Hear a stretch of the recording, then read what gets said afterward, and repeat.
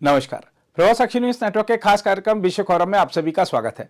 पाकिस्तान एक बार फिर बड़े वित्तीय संकट की ओर बढ़ रहा है, जिससे हो सकता है कि पहले की तरह आटे दाल के लिए लड़ाई वाले दृश्य फिर देखने को मिले। पाकिस्तान में बढ़ती बेरोजगारी और महंगाई के बीच सरकार ने अपने खर्चों को कम करने के लिए 60% रिक्त पदों को खत्म करने का फैसला किया है। यानी पाकिस्तान की सरकार ने एक झटके में 1.5 लाख सरकारी नौकरियां खत्म कर दी हैं।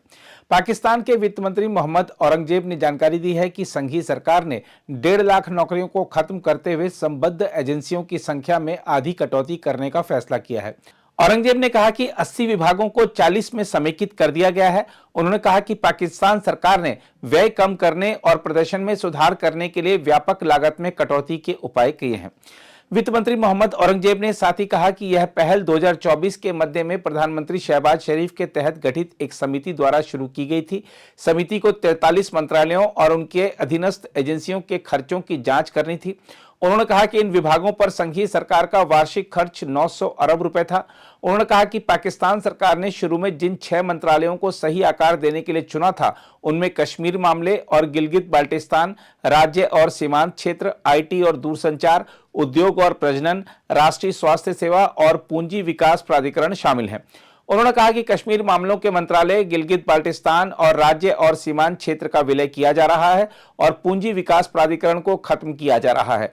मंत्री के मुताबिक दूसरे चरण में विज्ञान और तकनीकी मंत्रालय, वाणिज्य प्रभाग, आवास और निर्माण और राष्ट्रीय खाद्य सुरक्षा अनुसंधान के 60 अधीनस्थ संस्थानों में से 25 संस्थानों को समाप्त कर दिया जाएगा, 20 का आकार छोटा कर दिया जाएगा और 9 का विलय कर दिया जाएगा। उन्होंने कहा कि दूसरे चरण में हमने 4 मंत्रालय लिए और उसके बाद 5 और मंत्रालय लिए जाएंगे। तीसरे चरण के लिए चुने गए मंत्रालयों में संघीय शिक्षा और व्यावसायिक प्रशिक्षण, सूचना और प्रसारण, विद्युत प्रभाग, वित्त प्रभाग और राष्ट्रीय विरासत और संस्कृति मंत्रालय शामिल हैं। मंत्री ने बताया कि पाकिस्तान कुछ अस्पतालों को प्रांतीय प्रशासनों को हस्तांतरित करने की भी योजना बना रहा है, ताकि संघीय सरकार के खर्चे कम हो सके। हम आपको यह बता दें कि अपनी आर्थिक स्थिति को सुधारने के पाकिस्तान के प्रयास लगातार विफल हो रहे हैं। हाल ही में विश्व बैंक द्वारा स्वच्छ ऊर्जा कार्यक्रम के लिए $500 मिलियन का ऋण रद्द कर दिया गया, जिससे पाकिस्तान की नकदी संकट से जूझ रही अर्थव्यवस्था बड़े संकट की ओर बढ़ चली है। हम आपको याद दिला दें कि इससे पहले सितंबर महीने में प्रधानमंत्री शहबाज शरीफ ने अंतर्राष्ट्रीय मुद्रा कोष से सफलतापूर्वक $7 बिलियन का पैकेज हासिल किया था, लेकिन अब तक वह पैसा खर्च हो चुका है।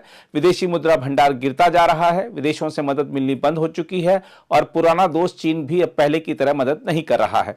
साथ ही बढ़ती बेरोजगारी और प्रतिभा पलायन के चलते भी पाकिस्तान में संकट बढ़ता ही जा रहा है। बहरहाल पाकिस्तान जहां एक और गंभीर संकट का सामना कर रहा है, वहीं वहां के हुक्मरान पूरी ऐश कर रहे हैं। जनता के पास भले खाने को नहीं है, लेकिन सरकार के मंत्री और अधिकारी बड़ी बड़ी पार्टियां करते देखे जाते हैं।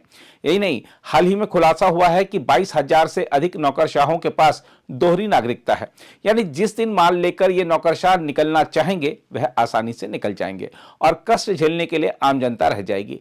हम आपको बता दें कि पाकिस्तान में एक आश्चर्यजनक घटनाक्रम में नेशनल असेंबली की एक समिति को सूचित किया गया है कि देश के 22,000 से अधिक नौकरशाहों के पास दोहरी नागरिकता है, जिससे राष्ट्रीय सुरक्षा को लेकर भी वहां पर चिंताएं बढ़ गई हैं।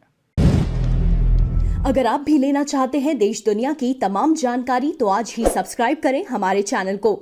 साथ ही नीचे दिए बेल आइकन को जरूर दबाएं ताकि हर अपडेट आप तक पहुंच सके।